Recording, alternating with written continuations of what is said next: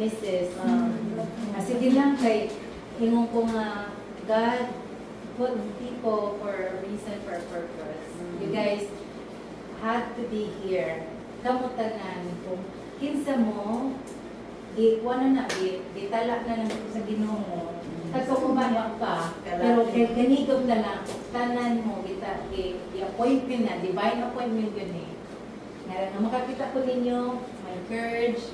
Importante yun ang kanyang women's pastors' wife. Dili man magkasabot ang imong members.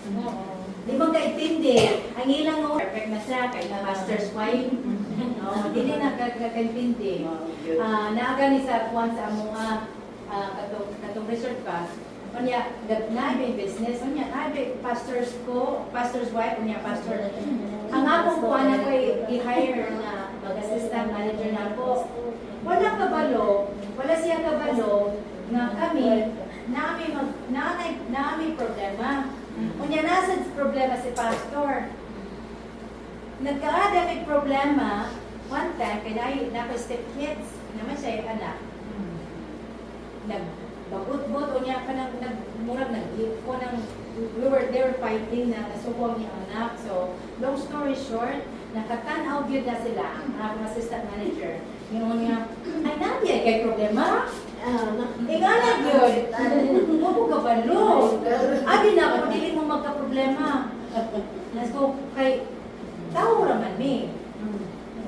Dili ka ba niya, pastor mi, pastor wife ko, dili ko makaproblema. Sabi niya, perfecto ko. Kaya tanang niya ako kumaton, murag tama ang iyang pagtanaw. Nagsayo pa no? O niya, nakita niya nagahilak ko. Ay nga nung nagahilak mo ka. Kanang akong stepkids ba, iaway niya niyang papa. Siya, abi ko nga, dili ka mo higa.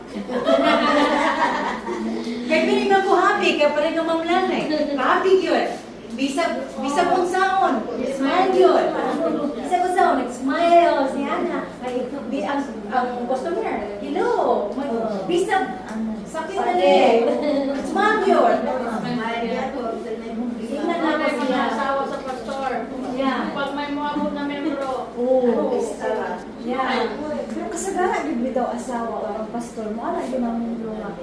Ay, pastor, amo ano ka puday mo? Siyempre kita ang asawa sa